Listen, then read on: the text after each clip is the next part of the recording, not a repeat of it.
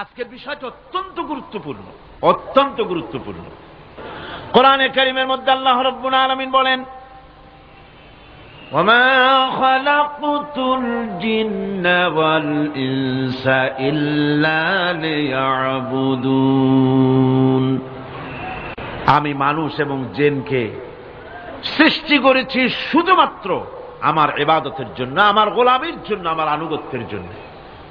এখন এই ইবাদত আমাদের সৃষ্টি হয়েছে কিসের জন্য? জবাব দিতে হবে সকলকে, কি জন্য? ইবাদতের জন্য। আমি যে মাঝে মধ্যে প্রশ্ন করি, তাতে কি আপনারা রাগ করেন নাকি? আমি আপনাদেরকে কষ্ট দেওয়ার জন্য প্রশ্ন করি না, এটি সুন্নতের একটি অংশ। হুজুর সাল্লাল্লাহু আলাইহি ওয়াসাল্লাম গুরুত্বপূর্ণ কথাগুলি সাহাবায়ে কিরামদেরকে 3 বার করে জিজ্ঞেস করতেন, যাতে করে কথাগুলি অন্তরের ভেতরে ঢুকে যায়, কলিজার ভিতরে ঢুকে যায়। আল্লাহ পাক আমাদের সৃষ্টি করেছেন ইবাদতের জন্য। কিসের জন্য? আমরা যেন তার গোলামি করি, সেই জন্য আল্লাহ পাক আমাদেরকে সৃষ্টি করেছেন, জিনদেরকেও সৃষ্টি করেছেন ইবাদতের জন্য। এই ইবাদত একটি ব্যাপক অর্থবোধক শব্দ। আমরা যদি ইবাদতটা নাই বুঝি, তা আমাদের মানব জন্ম হবে বৃথা। ইবাদত হচ্ছে আল্লাহর পছন্দনীয় জিনিসগুলি আমল করে তার সন্তুষ্টি অর্জন করার জন্য প্রচেষ্টা চালানো জীবনের সকল ক্ষেত্রে। এর মধ্যে ইবাদতের ভিতরে এমন এক ব্যাপক অর্থ যে এর ভিতরে নামাজ, রোজা, হজ, যাকাত, সত্য কথা, আমানতদারি, দিয়ানতদারি, প্রতিবেশীর হক আদায় করা, মাতা পিতাকে শ্রদ্ধা করা, প্রতিবেশী হক আদায় করা, স্ত্রীর হক আদায় করা, সৎ কাজের আদেশ করা, অসৎ কাজের নিষেধ করা, জিহাদ ফি সাবিলিল্লাহ করা, এ সব কিছুই হচ্ছে ইবাদতের মধ্যে শামিল। জিকির আজকার করা, তেলাওয়াত করা, আমলে সালেহ করা, এভাবে করে আল্লাহ পাককে খুশি করার জন্য আল্লাহর নির্দেশ মাফিক কাজগুলি করা, সবটাই হচ্ছে ইবাদতের মধ্যে শামিল। মানব সৃষ্টির উদ্দেশ্য এবং লক্ষ্যই হচ্ছে মানুষ গোলামি করবে, আনুগত্য করবে আল্লাহ পাকের। এই জন্য যত নবী আল্লাহ পাক পৃথিবীতে পাঠিয়েছেন, সমস্ত নবী দাওয়াত দিয়েছেন তার উম্মতকে কি বলে? ইয়া কওমি ইবুদুল্লাহা মা লাকুম মিন ইলাহিন গায়রু। প্রত্যেক নবী তার জাতিকে, তার সম্প্রদায়কে ডেকে বলেছেন, হে আমার জাতি, হে আমার সম্প্রদায়, এক আল্লাহর গোলামি করো, তিনি ছাড়া তোমাদের কোনো ইলাহ নাই, প্রভু নাই, মাবুদ বলে কেউ নাই। এভাবে করে কোরআনে কারীম একজন একজন করে নবীদের নাম উচ্চারণ করে আল্লাহ পাক শুনিয়ে দিলেন, শোনো, লাকাদ আরসালনা নূহান ইলা কওমিহি ফাকালা ইয়া কওমি ইবুদুল্লাহা মা লাকুম মিন ইলাহিন গায়রু। আল্লাহ পাক বলেন, আমি নূহ আলাইহিস সালামকে তার কওমের জন্য নবী করে পাঠালাম, আর নূহ আলাইহিস সালাম তার জাতিকে ডেকে বললেন, ও আমার জাতি, ও আমার সম্প্রদায়, এক আল্লাহর গোলামি করো, তিনি ছাড়া তোমাদের কোনো রব নাই, ইলাহ নাই, মাবুদ নাই। হুদ আলাইহিস সালাম সম্পর্কে আল্লাহ পাক বলছেন, ওয়াইলা আদিন আখাহুম হুদান ক্বালা ইয়া কওমি ইবুদুল্লাহা মা লাকুম মিন ইলাহিন গায়রু।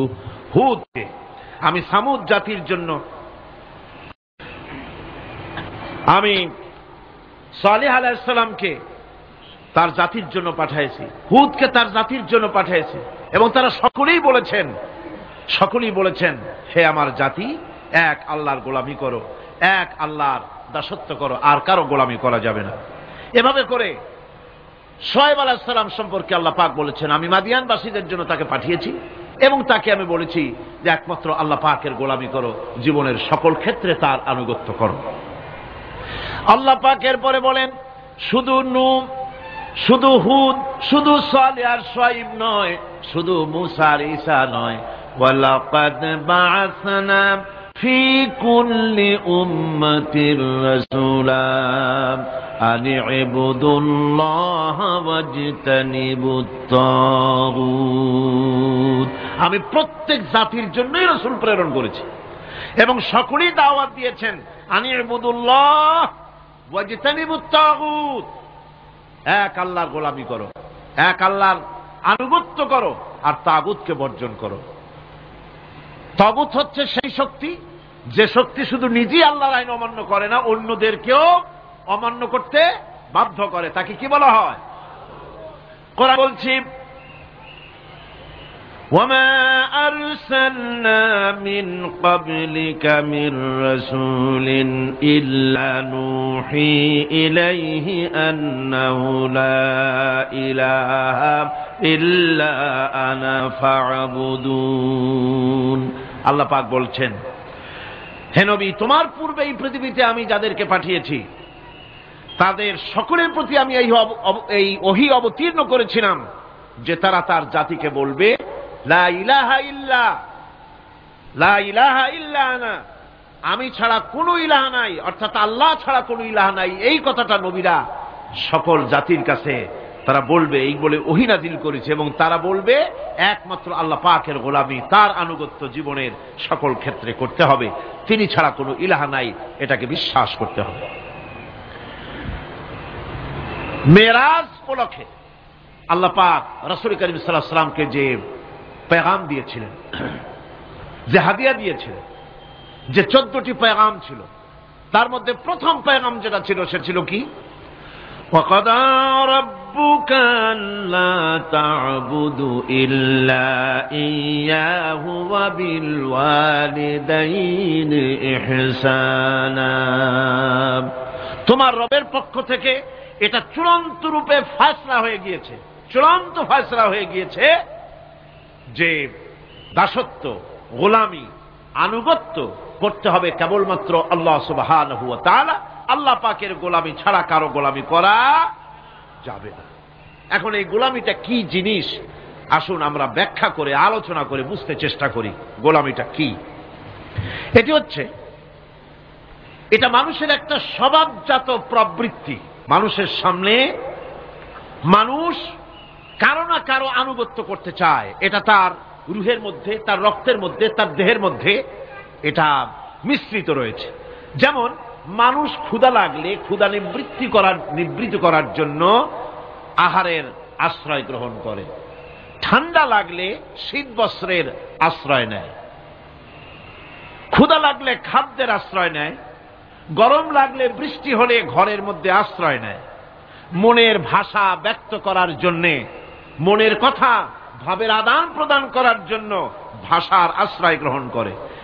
ঠিক এগুলি যেমন তার সহজাত প্রবৃত্তি, ঠিক অনুরূপ ভাবে উপাসনার প্রেরণা তার মধ্যে স্বাভাবিকভাবেই উপাসনার প্রেরণা তার মধ্যে ঢুকিয়ে দেওয়া রয়েছে।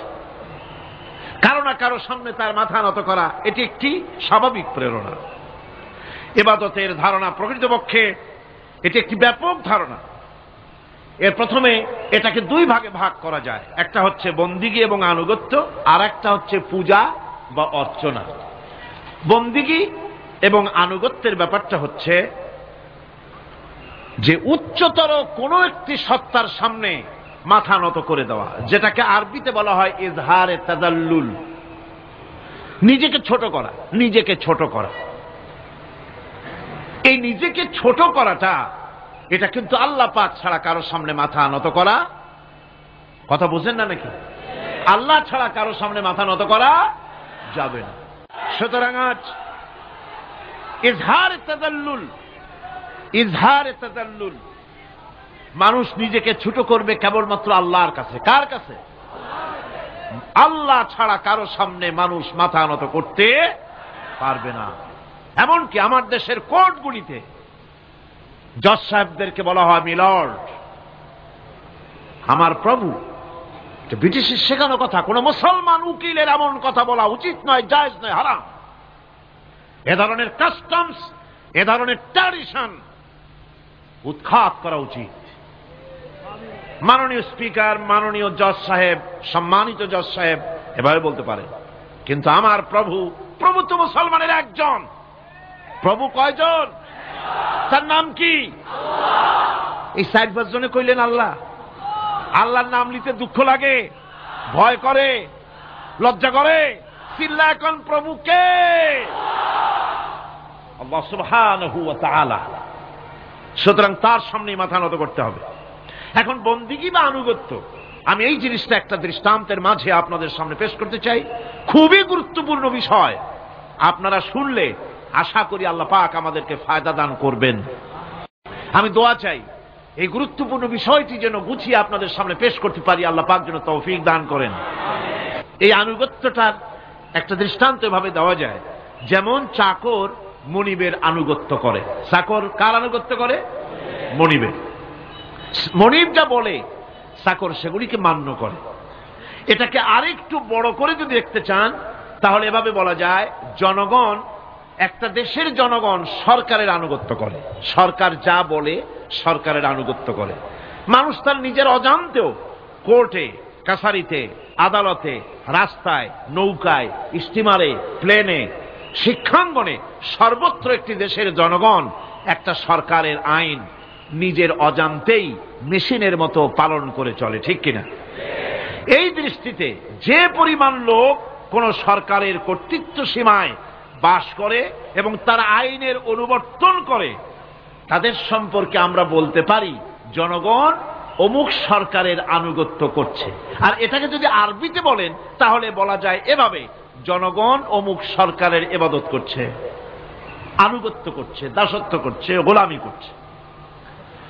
এবার এই ধারণাটিকে আরো একটু প্রশস্ত করে দিন, তাহলে আপনি দেখতে পাবেন, প্রথমে বললাম মনিবার চাকর, তারপর বললাম জনগণ আর সরকার। এবার এই দৃষ্টিকে আরো প্রশস্ত করে দিয়ে বিশ্বের দিকে তাকান, মহা শূন্যের দিকে তাকান। গাছপালা, তরু লতা, কীট পতঙ্গ সব যেন কারো আইন মেনে চলছেই তো মনে হয়, নাকি কন?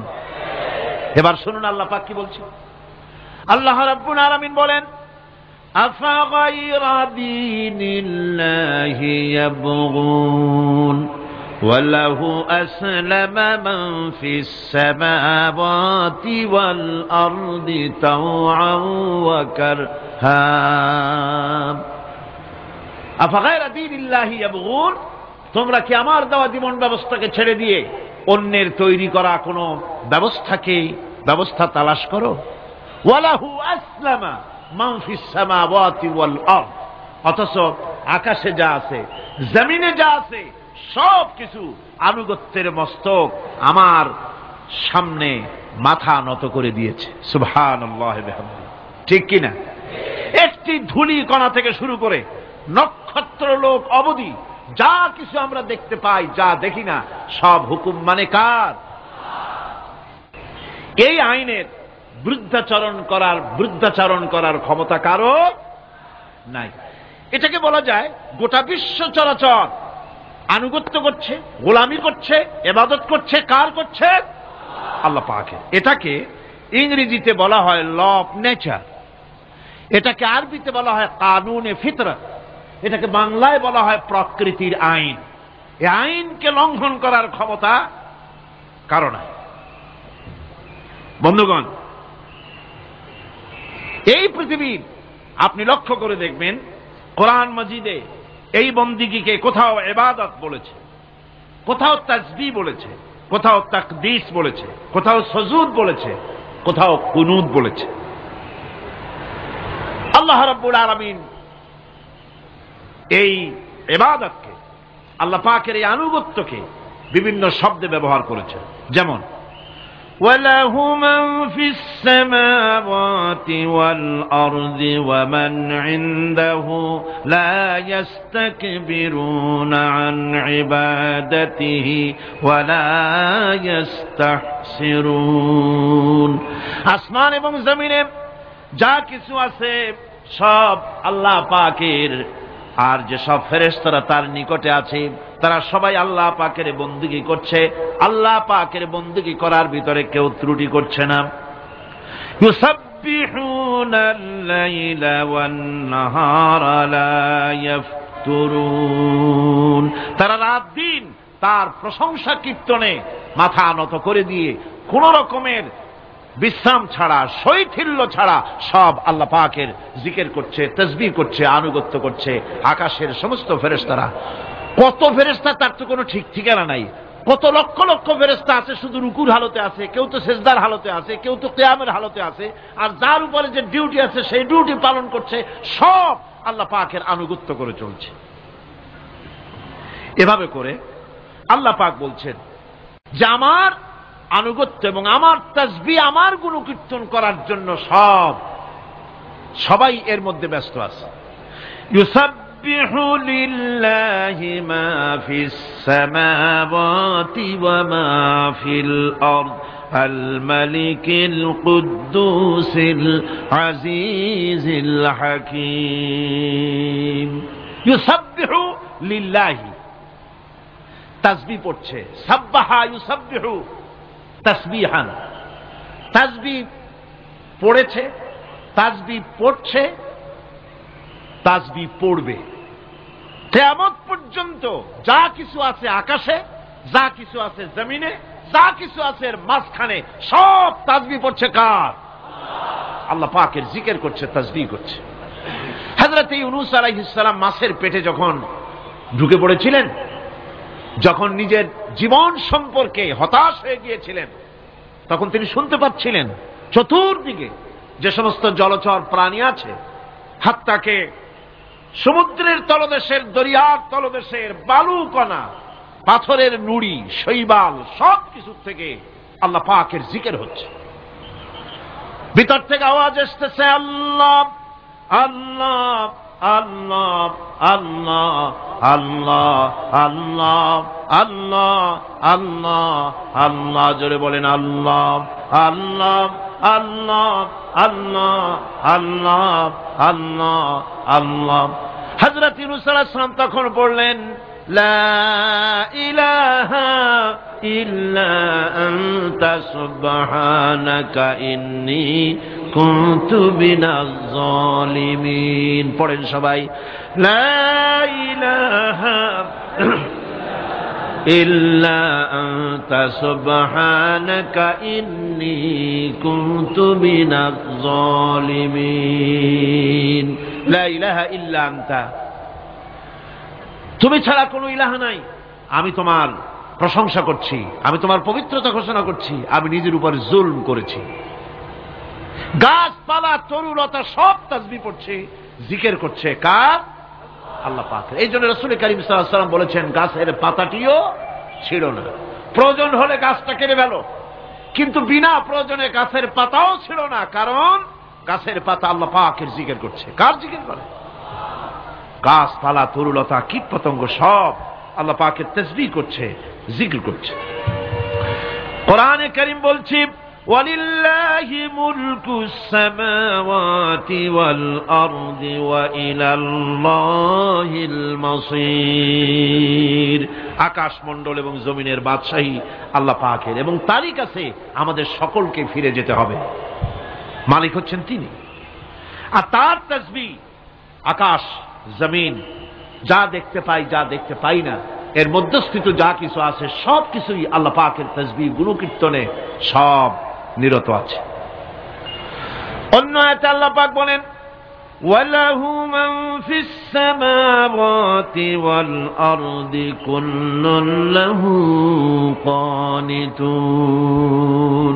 আসমান এবং জমিনে যা আছে তা সবই আল্লাহর নির্দেশের সামনে মাথা নত করে দিয়েছে।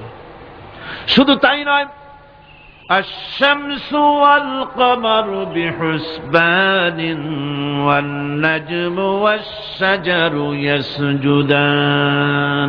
সূর্য এবং চন্দ্র হিসাব অনুযায়ী আবর্তিত হচ্ছে, এবং বৃক্ষ এবং নক্ষত্ররাজি সিজদায় রত হয়ে আছে। সব আল্লাহ পাকের সামনে মাথা নত করে দিয়েছে।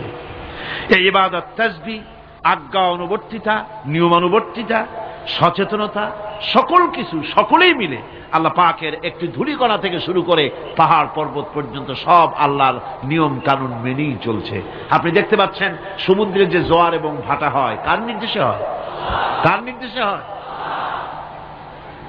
আরো লক্ষ্য করুন, সমুদ্রের পানি লবণাক্ত, এই নোনা পানি, সমুদ্রের নোনা পানিগুলি পদ্মা, মেঘনা, যমুনা, ব্রহ্মপুত্র, শীতলক্ষা, সুরমা, এসব মিষ্টি পানির ভিতরে জ্বরের টানে লবণাক্ত পানিগুলি ঢুকে যায়, আবার ভাটির টানে মিষ্টি এলাকার পানিগুলি সব গিয়ে সমুদ্রের মধ্যে নোনা পানির মধ্যে চলে যায়। মাঝখানে কোনো পার্টিশন নাই, মাঝখানে কোনো হেজাব নাই, কোনো বেড়া নাই, বাদ নাই, অথচ নোনা পানি মিষ্টি পানির ভিতরে গিয়ে মিষ্টি পানিরে নোনা বানায় না, নোনা পানি মিষ্টি এলাকায় গিয়ে মিষ্টি পানিরে নোনা বানাইতে পারে না। এই যে আল্লাহ পাকের হুকুম মেনে সব চলতেছে, জোয়ার ভাটাগুলি হতেছে, রাত আর দিন চলতেছে। রাত 12টার সময় সূর্য এসে বলে না রাত সর, আমি এখন দিন বানায় ভালাবো। বেলা 12টার সময় রাতের আগমন ঘটতে পারে না। لا الشمس ينبغي لها أن تدرك القمر ولا الليل سابق النهار وكل في فلك يسبحون। সূর্য চাঁদকে অতিক্রম করতে পারে না, চাঁদ সূর্যকে অতিক্রম করতে পারে না, কারো সঙ্গে কারো বাধা হয় না, টক্কর লাগে না, সব আল্লাহ পাকের হুকুম মেনে ইলা আজালিন মুসাম্মা নির্ধারিত সময় পর্যন্ত সবাই যাতায়াত করবে।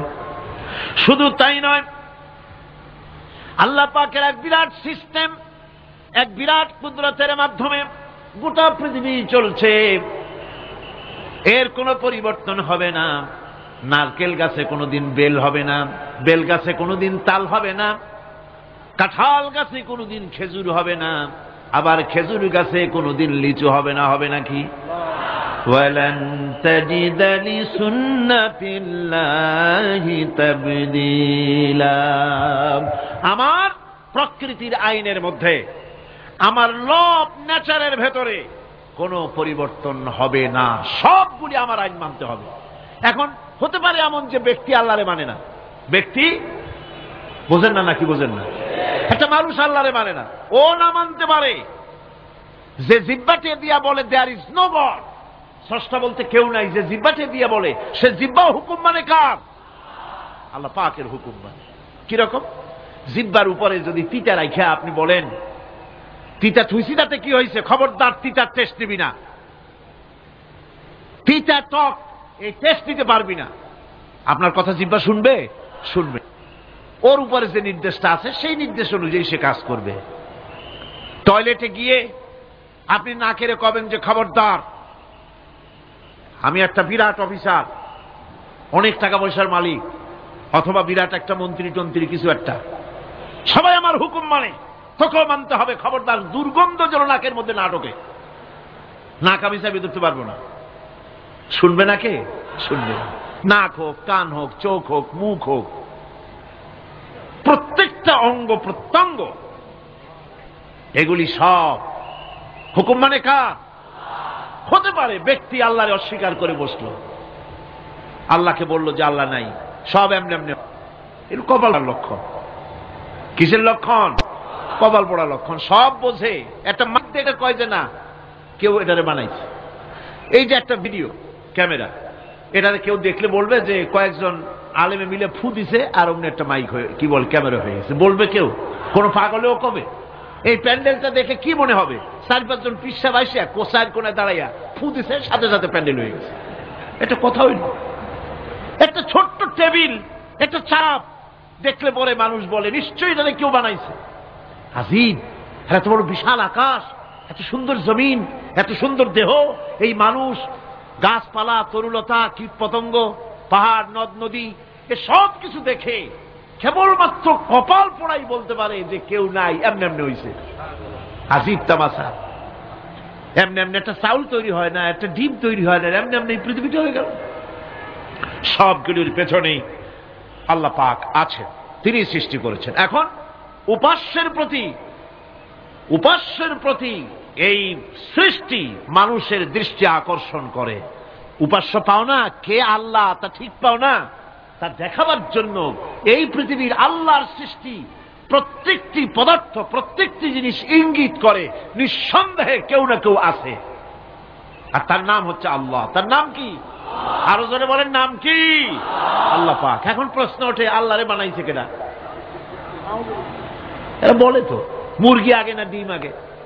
ডিম যদি আগে হয়ে থাকে তো ডিমটারে পারলো কে? আর মুরগি যদি আগে হয়ে থাকে, কোথার থেকে মুরগি এসে উড়ে এসে জুড়ে বসলো, আইলো কই থেকে? আল্লাহ যদি একজন থেকেই থাকেন তাহলে তার স্রষ্টাকে? এই প্রশ্ন তুলেছেন বার্টন রাসেল। প্রশ্ন তুলেছে স্রষ্টার স্রষ্টাকে। আমি দেখলাম এক আর্মি অফিসার একটা বই লিখেছেন, আমার এত ভালো লাগলো। বইটার নাম হচ্ছে আল কোরআন দ্য চ্যালেঞ্জ, মহাকাশ পর্ব। দারুণ লিখেছেন তিনি, আপনারা যদি পান খুঁজে নিয়ে পড়বেন। সে বইয়ের শেষ ভাগে গিয়ে তিনি এটার জবাব দিয়েছেন, স্রষ্টার স্রষ্টাকে তাই তুমি তালাশ করো। কানা চায় মানে কুজো চায় চিতই শুইতে। একটা লবণ কণার দৃষ্টান্ত তিনি দিয়েছেন। একটা লবণ কণা, একটি লবণ কণার ভিতরে যতগুলি মলিকুল থাকে, একটা লবণ কণার ভিতরে যতগুলি ক্যালাস থাকে, একটা লবণ কণার ভিতরে যতগুলি উপকরণ আর উপাদান থাকে, অর্থাৎ একটা লবণ কণা যত উপকরণ যত উপাদান ধারণ করে, তার ধারণ ক্ষমতা যতখানি, এতখানি জিনিস ধারণ করতে 1000 বার্টন রাসেলের মগজের দরকার। একটা লবণ কণা, সেইটার চিন্তা করাই কঠিন। আর এত বড় মহাবিশ্ব যিনি সৃষ্টি করেছেন তার স্রষ্টাকে তালাশ করতে চাও, এটা কি স্বাভাবিক কথা? এটা পাগলের প্রশ্ন হতে পারে, এটা পাগলের প্রশ্ন হতে পারে। গ্যাগারিন টিটপ আর প্রথম মহাশূন্যচারী ছিল। গ্যাগারিন বেটা মহাশূন্য ঘুরি টুরি আসা কয় কি, কয় যে মুসলমানেরা যারে কয় আল্লাহ, হিন্দুরা যারে কয় ভগবান, খ্রিস্টানরা যারে কয় গড, মহাশূন্য এত ঘুরলাম, আল্লাহরেও দেখলাম না, ভগবানেরও দেখলাম। আজীব তামাশা। তুমি তো তোমার শরীরটাই দেখো না, তোমার শরীরটাই তো তুমি দেখতে পাও না। তোমার মাথার তালুটা কেমন তা কি দেখছো কখনো? আয়না নিচের দিকে দিয়ে ঠ্যাং উপরের দিকে দিয়ে তাকাইলে যদি দেখো মাথার তালু কেমন। নিজের ঘাট দেখো না, পিঠ দেখো না, নিজের হিপ দেখতে পারো না। আয়না টায়না সাইড বাসখান না নিয়ে দেখার উপায় নাই কোন জায়গায় কি আছে শরীরে। নিজের শরীরটাই দেখো না, কত বড় সাহস! এই শরীরের স্রষ্টাকে দেখতে চাও? লা তুদরিকুহুল আবসার। কোন দৃষ্টি শক্তি তাকে মুহাইয়া করতে পারবে না। তার দৃষ্টি সকলকে আয়ত্ত করবে, কিন্তু পৃথিবীর কোন দৃষ্টি শক্তি তাকে আয়ত্তের ভিতরে নিতে পারবে না। মুসা আলাইহিস সালামের মতো পয়গম্বর, তিনি বলেছিলেন রব্বি আরিনি, রব্বি আরিনি, আল্লাহ আমি তোমারে দেখতে চাই। আল্লাহ পাক বলেছেন লান তারানি, কখনোই দেখতে পারবে না। সুবহানাল্লাহ বিহামদিহি। সুতরাং এই পৃথিবীর সবকিছু ইঙ্গিত করে যে একজন আছেন। এই ফুলের সৌন্দর্য যিনি দিলেন, ফুল দেখা যায়, সৌন্দর্য দেখা যায়, কিন্তু গন্ধ দেখা যায় না। এই পানির মিষ্টতা, মিষ্টি পানি, ফুলের গন্ধ, জোনাকি পোকার আলো, এই যে সুন্দর সুন্দর জিনিস দিয়ে আল্লাহ পাক এই বিশ্বকে সজ্জিত করেছেন, এ সব কিছুই ইঙ্গিত করে নিঃসন্দেহে একজন আছেন। আর যিনি আছেন তার নাম হচ্ছে কি? আল্লাহ। জোরে বলেন তিনি কে? আল্লাহ। এখন এই স্রষ্টাকে চিনতে মানুষের বড্ড হয়রানি স্রষ্টাকে চেনার জন্য। এই স্রষ্টাকে খোঁজার জন্য, চেনার জন্য মানুষ শক্তি পূজা আরম্ভ করলো। ওই যে আমি আগে বলেছি, মানুষের মধ্যে একটা স্বাভাবিক প্রেরণা এই কারো না কারোর সামনে মাথা নত করে দেবে।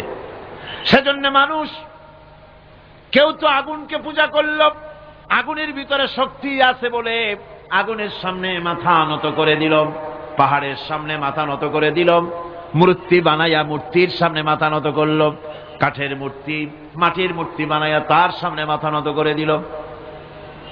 এগুলির সামনে যদি তুমি মাথা নত করলে, এগুলি কি মাছির মতো একটা ছোট্ট প্রাণীও বানাতে পারবে? এই চ্যালেঞ্জ কার? আল্লাহ পাকের। কোরআন শরীফে আল্লাহ পাক বলেছেন, নবী ওদের বলেন, ওরা কি মাছির মতো ছোট্ট একটা প্রাণী বানাতে পারবে? পারবে না। এমনকি ওদের সামনে যে খাদ্যগুলি রাখা হয়, মূর্তি টুর্তি বানায় সামনে যে খাদ্য রাখা হয়, এই খাদ্যের উপরে যদি মাছি পড়ে, খাবারগুলি উড়াই নিয়ে যায়, অথবা ওদের নাকের উপর এসে যদি মাছি এসে পড়ে, এই মাছিটাকে এতগুলো হাত সাথে একটা টোকা দিয়ে একটা মাছিকে উড়াই দিতে পারবে না। পারবে না। সুতরাং বুঝতে হবে, একথা বুঝতে হবে, স্রষ্টাকে তালাশ করতে গিয়ে মানুষেরা আগুনের পূজা করলো, পাথরের পূজা করলো, গাছের পূজা করলো, মাছের পূজা করলো, সাপের পূজা করলো, বাঘের পূজা করলো, শেষ পর্যন্ত সেক্সুয়াল অর্গান, এটার বাংলা করলাম না, এটারও পূজা করলো। এটাকে একটা শক্তির প্রতীক মনে করে এটার সামনেও মাথা নত করলো। বন্ধুগণ, মাটির পূজা করলো, জমিনকে নিজের মা মনে করে এটার পূজা করলো। অথচ আল্লাহ পাক পরিষ্কার করে বলে দিয়েছেন, লা ইলাহা ইল্লা আনা ফা'বুদুন, আমি ছাড়া কোনো ইলাহ নাই, আল্লাহ ছাড়া কোনো ইলাহ নাই। কোরআনে কারীম বলছে, ইন্নাল্লাযীনা তাদউনা মিন দুনিল্লাহি ইবাদুন আমসালুকুম। আল্লাহ পাক বলেন, আমাকে বাদ দিয়ে তোমরা যার সামনে মাথা নত করো, যার সামনে পূজা করো, অর্চনা করো, বন্দিগি করো, ওটা তোমার মতো আমার আরেকটি গোলাম। তুমি যেমন আমার গোলাম, ওটাও আমারই গোলাম। এই আল্লাহ সুবহানাহু ওয়া তাআলা তিনি বলছেন, আমাকে বাদ দিয়ে যার সামনে মাথা নত করো, ওরা আমার গোলাম। সূর্য কার গোলাম? চন্দ্র কার গোলাম? সাপ বলেন, বাঘ বলেন, আগুন বলেন, সব কার গোলাম? এগুলি সব কার কথা শোনে? আগুন যতই পূজা করেন, আগুনের মধ্যে আপনি পড়লে আগুন কি ছাড়বে? ছাড়বে না। তবে হ্যাঁ, আগুনের মালিক যদি বলে তাহলে ছাড়িয়ে দিবে, ঠিক কিনা? ইব্রাহিম আলাইহিস সালামকে আগুনের ভিতরে যখন ফেলে দেওয়া হচ্ছে, ফেরেশতা বলতেছিল, আমার কাছে সাহায্য চাও, আগুন থেকে বাঁচায় দেই। হযরত ইব্রাহিম বলেছিলেন, আমার তো পরীক্ষা হতেছে, ইমতিহান হতেছে, আমাকে ডিস্টার্ব করো না, আমি তোমার কাছে কেন সাহায্য চাইব? আমি আগুনে পুড়লে পরে আমার মাবুদ, আমার খোদা, আমার আল্লাহ তিনি যদি খুশি হন, তাহলে আমার এমন আল্লাহকে খুশি করার জন্য 1000 বার ফুটতে রাজি আছি। তোমার কাছে কেন সাহায্য চাইব? আমি তো অন্ধ, আল্লাহর ইবাদত করি না, যিনি আমার দুঃখ দুর্দশা নিজের চোখে না দেখেন। আগুনের মধ্যে পড়ে গেলেন। আল্লাহ পাক আগুনকে অর্ডার করে দিলেন, ইয়া নারু কুনি বারদাও ওয়া সালামান আলা ইব্রাহিম। আগুন, আমার ইব্রাহিমের জন্য ঠান্ডা হয়ে যা, শান্তিদায়ক ঠান্ডা হয়ে যা। তাহলে দেখা গেল আগুনের মালিক হচ্ছেন আল্লাহ পাক। আল্লাহ পাক আজও যদি কোনো পূজা করা রাখবেন আগুনের, আগুনের পূজা করা তো হারাম। আগুন হচ্ছে আল্লাহর গোলাম, আল্লাহর সৃষ্টি, এটা হচ্ছে মাখলুক, আল্লাহ হচ্ছেন খালিক। বিশ্বকবি, কবি সম্রাট আল্লামা ডক্টর ইকবাল কি সুন্দর করে বলেছেন, আজ ভি হো জো ইব্রাহিম কা ইমা পয়দা, आज भी हो जो इब्राहिम का इमां पैदा, आग कर सकती है एक अंदाज गुलिस्तां पैदा। ইব্রাহিমের ঈমান যদি আজও কোথাও হয় বিদ্যমান, করতে পারেন অগ্নিকুণ্ডে খুবসুরত এক গুলিস্তান। এখনো যদি ইব্রাহিমের ঈমান যদি কারো মধ্যে জাগ্রত হয়, আর তাকে যদি আগুনে ভালানো হয়, সে আল্লাহ আজও আছেন না? নাই? আছে কিনা? আল্লাহু লা ইলাহা ইল্লা হুয়াল হাইয়ুল কাইয়্যুম। পড়েন সবাই, আল্লাহু লা ইলাহা ইল্লা হুয়াল হাইয়ুল কাইয়্যুম। তিনি সদা জাগ্রত, তিনি চিরঞ্জীব। সুতরাং মহান শক্তিধর আল্লাহ পাক, তার হচ্ছে সব গোলাম। তুমি গোলাম হইয়া আর এক গোলামের কাছে হাত পাতো, সে তোমারে কিচ্ছু দিতে পারবে না। আমি দৃষ্টান্ত দিদি গিয়ে বলি, একজন ভিক্ষুক সে যদি আর একজন ভিক্ষুকের কাছে গিয়ে বলে, ভাই আমারে 10টা টাকা দাও, সে 10 টাকা পাবে কই? সারাদিন খয়রাত করে পাইছে মোটে 5 টাকা, তোমার তো 10 টাকা দিতে পারবে না। ও ভিক্ষুক, তুমিও ভিক্ষুক। সুতরাং গোটা বিশ্ববাসী হচ্ছে আল্লাহ পাকের কাছে ভিক্ষুক। সবগুলি কি ভিক্ষুক? প্রধানমন্ত্রী হোক, প্রেসিডেন্ট হোক, প্রধান সেনাপতি হোক, আল্লাহ পাকের দরবারে এগুলি কিচ্ছুই না, গোলাম। এগুলি সব কি? গোলাম আর গোলাম। সুতরাং মাথা নত করা যাবে না কারো সামনে। এই প্রকৃতি, এই নেচার শিখাচ্ছে। একজন আছেন, সেটাকে বুঝতে হবে। বোঝার জন্য আল্লাহ কি দিয়েছেন? কি বোঝার জন্য আল্লাহ পাক মানুষকে ব্রেন দিয়েছেন, বিবেক দিয়েছেন।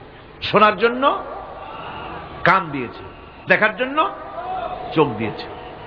আল্লাহ পাক বলছেন লাহুম কুলুবুন লা ইয়াফকাহুনা বিহা ওয়া লাহুম আয়ুনুন লা ইউবসিরুনা বিহা ওয়া লাহুম আযানুন লা ইয়াসমাউনা বিহা উলাইকা কাল আনআম বাল হুম আযাল উলাইকা হুমুল গাফিলুন। আমি যাদেরকে কান দিয়েছিলাম, কলব দিয়েছিলাম, বিবেক দিয়েছিলাম, বিবেক দিয়ে সব বুঝলো, কিন্তু আমারে বুঝলো না। বিবেক দিয়া সব বুঝলো, বিবেক দিয়া সমস্ত জিনিস, নিজের স্বার্থের জিনিসগুলি বুঝলো, কিন্তু আল্লাহকে বুঝলো না।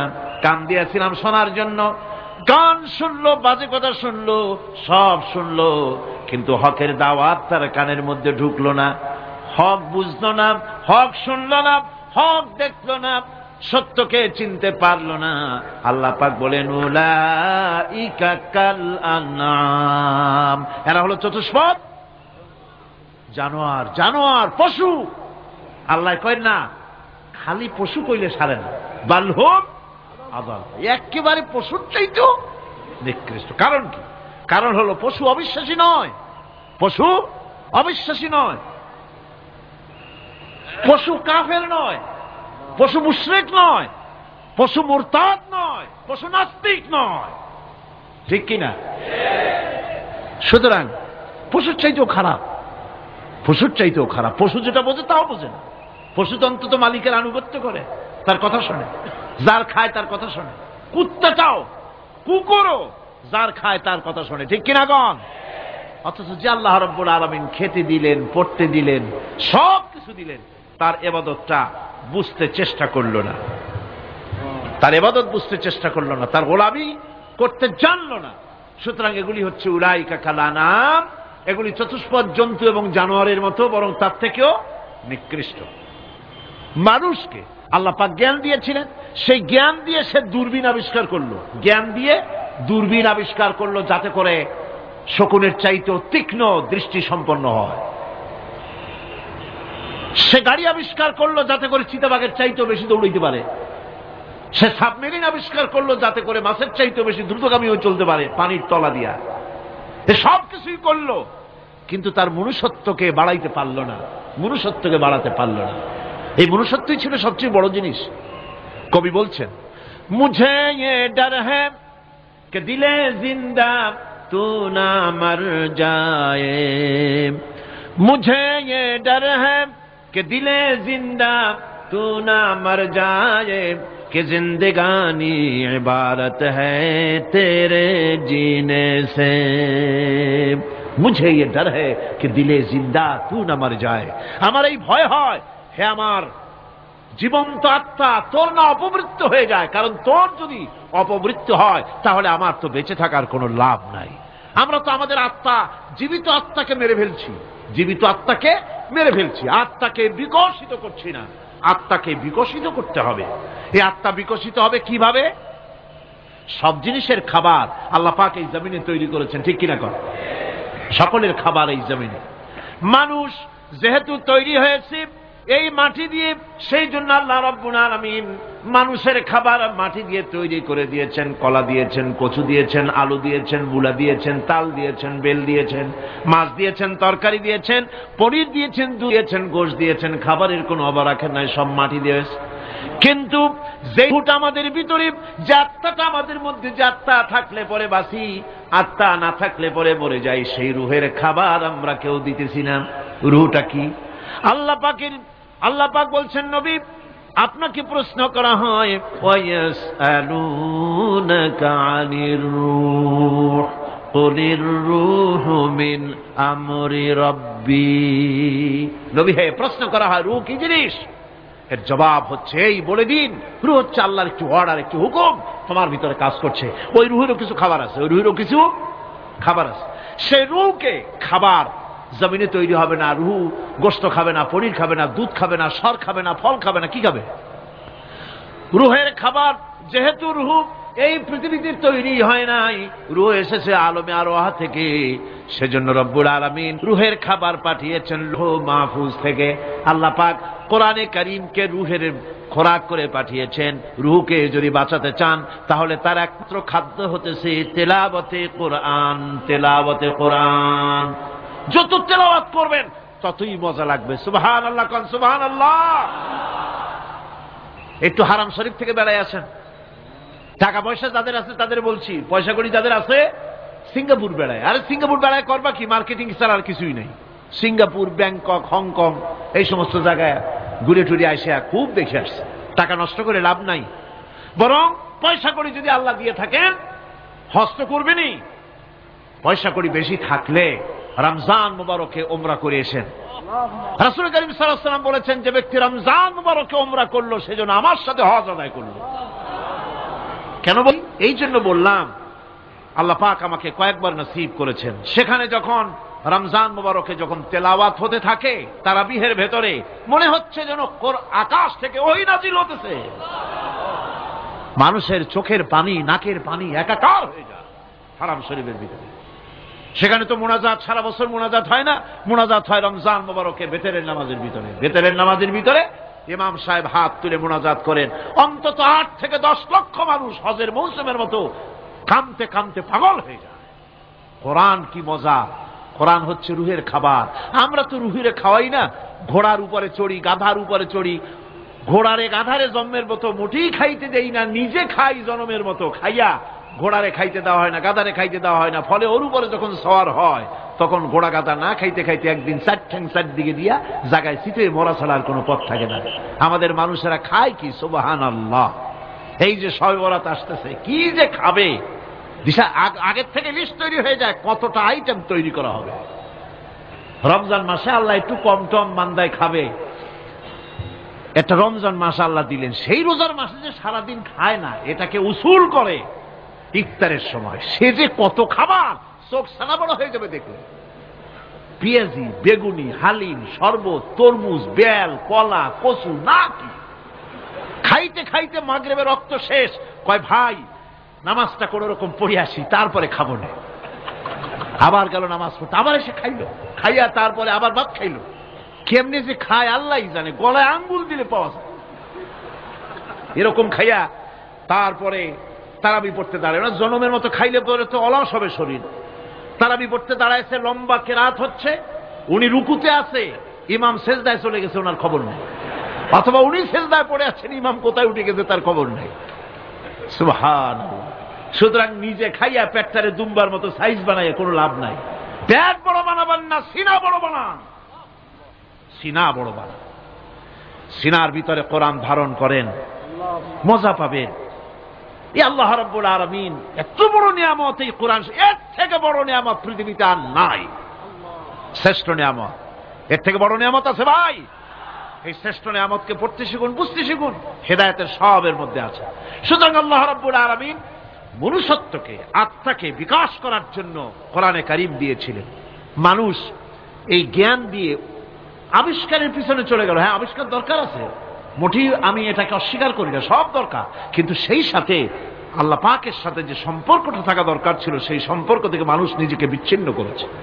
কোরআনে কারীমে আল্লাহ পাক বলছেন, লাকাদ খালাকনাল ইনসানা ফি আহসানি তাকওয়িম। সব থেকে সুন্দর করে বানিয়েছি কারে? মানুষ। চিল্লায় এখন কারে? মানুষ হলো সবচাইতে সুন্দর, সবচাইতে সুন্দর সৃষ্টি আমার। ওগুলা, এই মানুষগুলি হচ্ছে আশরাফুল মখলুকাত। মানুষ কি মখলুকাত? সৃষ্টির সেরা। আপনারা সৃষ্টির সেরা হইলেন কি দিয়া? আপনারা কি বাঘের মতো দৌড়াতে পারেন? বল্লার মতো হুল ফুটাইতে পারেন? কুত্তার মতো কামড়াইতে পারেন? হাতির মতো শক্তি আছে? গরিলার মতো শক্তি আছে? মাছের মতো সাঁতরাইতে পারেন? সাপের মতো ক্রুদ্ধতা আছে? সিংহের মতো হিংস্রতা আছে? তো কিসের, কোন দিক থেকে আপনি আশরাফুল মখলুকাত হলেন? আশরাফুল মখলুকাত হয়েছেন জ্ঞানের কারণে। কিসের কারণে? সেই জ্ঞানটার জন্যই তো আপনি সৃষ্টির সেরা। এই সৃষ্টির সেরা মানুষ, সুন্দর মানুষ, এই মানুষগুলি ثم رددناه في আসফালা সাফিলিন সুম্মা রাদাদনাহু আসফালা সাফিলিন। এই মানুষ নিচে নামতে নামতে এত নিচে নামে, শয়তান অবাক হয়ে গালে হাত দিয়া নিচের দিকে তাকাইয়া দেখে আর চিন্তা করে এর দূর নামলো কেমনে। শয়তান অবাক হয়ে যায় মানুষের অবস্থা দেখে। আজ America, British parliament, American parliament আইন পাশ করে পুরুষে পুরুষে বিবাহ জায়েজ করে দিয়েছে সেখানে। নাউযুবিল্লাহি মিন যালিক। শয়তানের চাইতে অনেক কিছু। শয়তানও এইসব কাম জানেও না, বোঝেও না। শয়তান তো ভালো, কুত্তাও জানে না, ঠিক কিনা কন? কুকুরেও সমকামিতা করে না, শুয়ারেও করে না, গাধায়ও করে না। মানুষ কোথায় নামছে? এই মানুষ সৃষ্টির সেরা বানিয়েছিলাম, শয়তানের চাইতে নিকৃষ্ট হয়ে গেল। আল্লাহ পাক বলেন, ইল্লাল্লাযীনা আমানু ওয়া আমিলুস সালিহাতি ফালাহুম আজরুন গায়রু মামনুন। কিন্তু যারা ঈমান এনেছে, আমলে সালেহ করেছে, তাদের জন্য রয়েছে অফুরন্ত পুরস্কার। এই অফুরন্ত পুরস্কার আল্লাহ রাব্বুল আলামিন দান করবেন যারা নাকি মুমিন বান্দা, যারা নাকি ইবাদত করবে তাদের জন্য। এখন আমি আপনাদেরকে বলতেছিলাম যে ইবাদত গোলামি অর্থে, এর গোলামির পূর্ণ অর্থ সেটা হচ্ছে যে ব্যক্তি, পরিবার, সমাজ ও রাষ্ট্র, জীবনের সকল ক্ষেত্রে গোলামি করতে হবে কার? আল্লাহ পাকের। এই ইবাদত শব্দটাকে কোরআনে কারিমে কয়েকটা অর্থে ব্যবহার করা হয়েছে, সে অর্থগুলি আমাদের জানা দরকার। যেমন ইবাদত এবং দাসত্ব অর্থে আল্লাহ পাক বলছেন, সুম্মা আরসালনা মূসা ওয়া আখাহু হারুনা বিআয়াতিনা ওয়া সুলতানিম মুবিন। অতঃপর মূসা এবং তার ভাই হারুনকে আমার নিদর্শন দিয়ে তাদেরকে সুস্পষ্ট রূপে প্রমাণ সহ ফেরাউন এবং তার সভাসদের কাছে আমি পাঠিয়ে দিলাম। তারা যখন তাদের কাছে গিয়ে দ্বীনের দাওয়াত দিল, তখন তারা কি বলল? ফাকালু আনুমিনু লিবাশারাইনি মিসলিনা ওয়া কওমুহুমা লানা আবিদুন। আমি যখন তাদেরকে পাঠালাম, তারা যখন দ্বীনের দাওয়াত দিলেন, ইবাদতের দাওয়াত দিলেন, তখন তারা বলল, আমরা কি এমন আমাদেরই মতো দুজন মানুষের আনুগত্য করব? এখানে আবিদুন অর্থাৎ দাসত্ব, আমরা কি তার দাসত্ব করব? এই দাসত্ব একমাত্র আল্লাহরই হতে পারে, আর কারো হতে পারে না। সেজন্য কোরআনে কারীম অন্যত্র বলছে, ইয়া আইয়ুহাল্লাযীনা আমানু কুলু মিন তাইয়্যিবাতি মা রাযাকনাকুম ওয়াশকুরু লিল্লাহি ইন কুনতুম ইয়্যাহু তা'বুদুন। হে ঈমানদারেরা, তোমরা যদি আমার ইবাদত করো, তবে আমি তোমাদেরকে যে সব পবিত্র জিনিস দান করেছি তা খাও এবং আল্লাহর শুকর আদায় করো। তো ইবাদত আল্লাহ পাকের করলে আল্লাহ পাক তাদেরকে খেতে দিবেন, পড়তে দিবেন, সবকিছু আল্লাহ পাক করে দিবেন।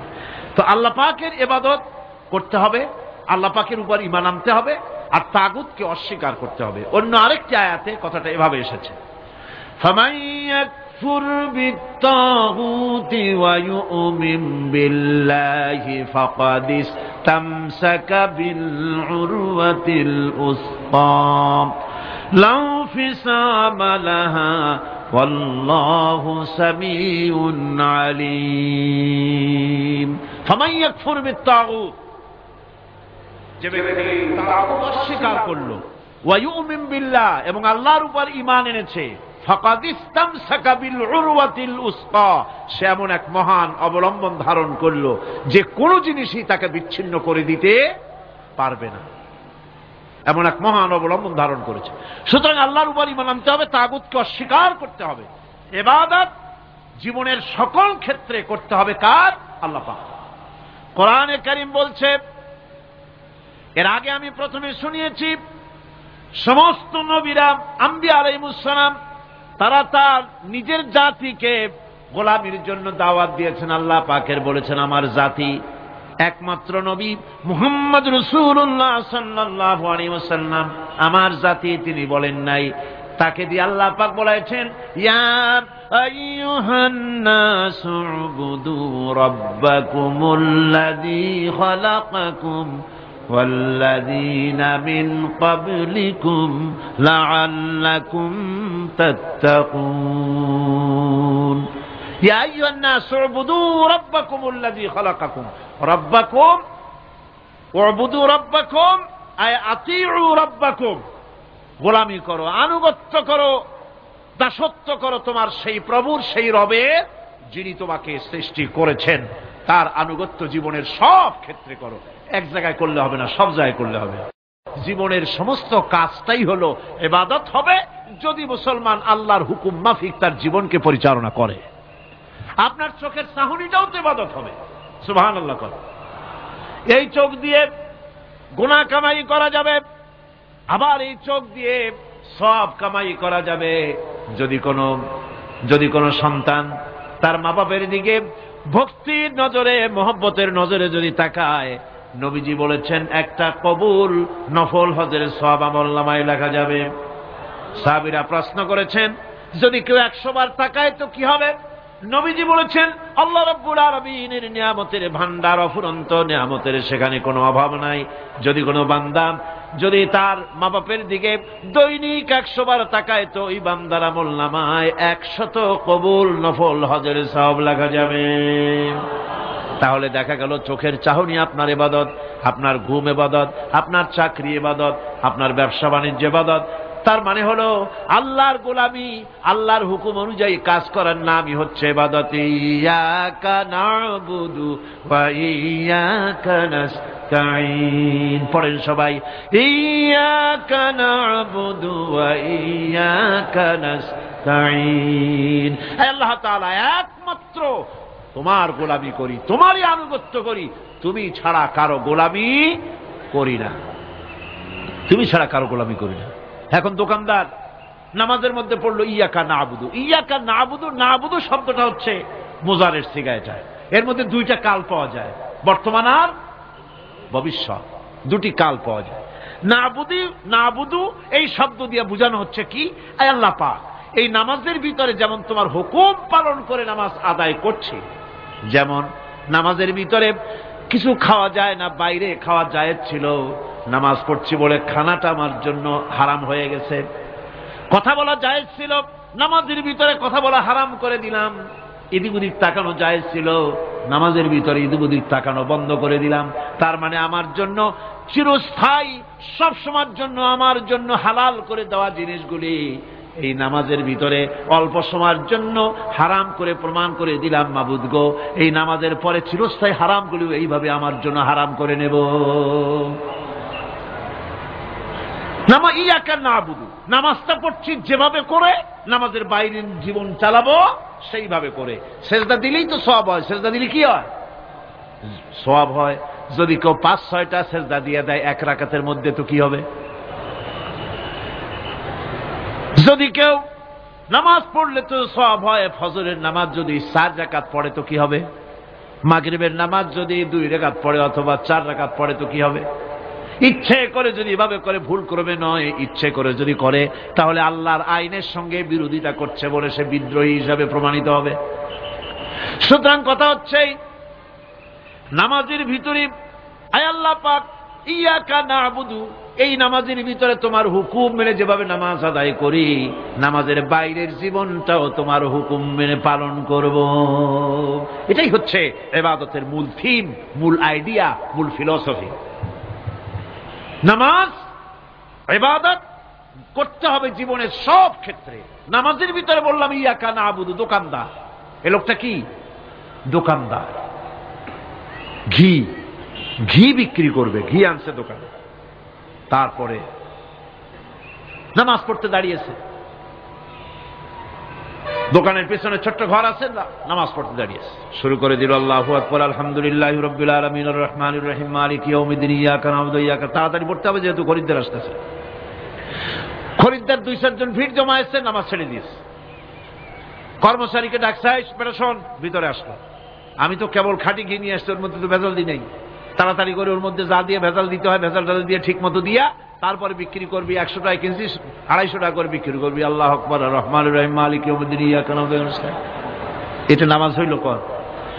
এই নামাজের আল্লাহর কোনো দরকার আছে? কোনো দরকার নাই। ইবাদত তো হবে নামাজ যার হুকুমে, ব্যবসা তার হুকুমে।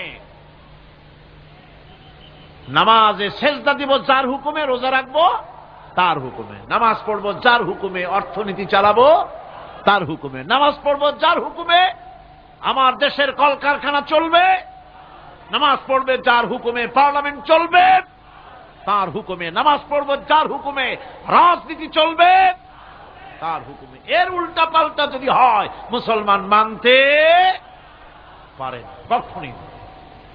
সুতরাং মুসলমানকে আনুগত্যের মস্তককে অবনত করে দিতে হবে আল্লাহ পাকের সামনে।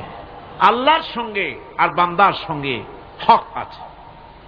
বান্দার উপরে আল্লাহর হক এবং আল্লাহর উপরে বান্দার হক কি, এ ব্যাপারে একটি হাদিস আপনাদেরকে শোনানো যায়।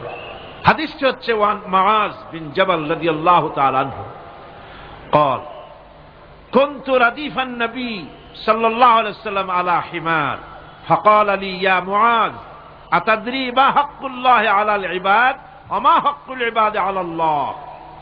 হযরত মুআজ বিন জাবাল রাদিয়াল্লাহু তাআলা আনহু বলেন যে আমি রাসূল করিম সাল্লাল্লাহু আলাইহি ওয়াসাল্লামের পেছনে তার গাধায় সওয়ার ছিলাম। তিনি আমাকে জিজ্ঞেস করলেন, মুআজ তুমি কি জানো বান্দার উপরে আল্লাহর হক কি এবং আল্লাহর উপরে বান্দার হক কি? তিনি বললেন, আল্লাহু ওয়া রাসূলুহু আ'লামু, আল্লাহ এবং তার রাসূল খুব ভালো করে জানেন। রাসূল করিম সাল্লাল্লাহু আলাইহি ওয়াসাল্লাম জবাব দিলেন, ক্বালা হাক্কুল্লাহি আলাল ইবাদ আন ইয়াবুদুহু ওয়া লা ইউশরিকু বিহি শাইয়্যা ওয়া হাক্কুল ইবাদি আলাল্লাহ আন লা ইউআযযিবু মান লা ইউশরিক বিহি শাইয়্যা। আল্লাহর নবী বলেন, বান্দার উপরে আল্লাহর উপরে বান্দার হক হতেছে, আল্লাহর উপরে বান্দার হক হতেছে বান্দা আল্লাহ পাকের ইবাদত করবে, আল্লাহর গোলামি করবে, আল্লাহর আনুগত্য করবে, দাসত্ব করবে। সেই আনুগত্য ইবাদত আর গোলামির ভিতরে কাউকে শরীক স্থাপন করবে না। বান্দার উপরে আল্লাহর হক হতেছে যেই বান্দা আল্লাহ পাকের ইবাদত করবে, গোলামি করবে, আর কোন শিরক করবে না, কিয়ামতের দিন ওই বান্দা সম্পর্কে আল্লাহর হক হবে বান্দাকে জাহান্নামের আগুন আল্লাহ পাক হারাম করে দিয়ে তার জান্নাত দিয়ে দিবেন। এটাই হলো বান্দার উপর আল্লাহ পাকের হক। সুতরাং ইবাদত হবে সলিড কার জন্য? আল্লাহ পাকের জন্য। জোরে বলেন কার জন্য? একমাত্র, কেবলমাত্র, শুধুমাত্র আল্লাহ পাকের জন্য গোলামি হবে। সেই গোলামির কথাটাই আমরা কোরআনে কারীমের মধ্যে সূরা ফাতিহায় প্রত্যেক দিন প্রতি রাকাতে আমরা পড়ি, ইয়্যাকা না'বুদু ওয়া ইয়্যাকা নাস্তাঈন। আয় আল্লাহ তাআলা, কেবলমাত্র তোমারই ইবাদত করি, কেবলমাত্র তোমারই দাসত্ব করি, আর কারো আনুগত্য দাসত্ব করি না। এই গোলামি, এই দাসত্ব আল্লাহ পাক আমাদেরকে করার তৌফিক দান করুন। আমরা বলি আমিন। আমাদের জীবনে ওঠায় বসায়, চলায় ফেরায়, বক্তৃতায়, ভাষণে, বিয়েতে, শাদীতে, আমাদের ইলেকশনে, আমাদের নির্বাচনে, আমাদের অর্থনীতিতে, রাজনীতিতে, আমাদের সমাজনীতিতে, পরিবারের নীতিতে, জীবনের সব ক্ষেত্রে আমরা গোলামি যেন করতে পারি কার? আল্লাহ পাকের। নামাজের ভিতরে যে কথাটা বলি, এই কথাটা যেন আমাদের বাস্তব জীবনে আমরা কার্যকরী করতে পারি। আল্লাহ পাক যেন তৌফিক দান করেন। মুনাজাতের জন্য দাঁড়ানো লোকেরা সব বসেন। আল্লাহুম্মা আমিন। রব্বানা যালামনা আনফুসানা ওয়া ইল্লাম তাগফির লানা ওয়া তারহামনা লানাকুনান্না মিনাল খাসিরিন।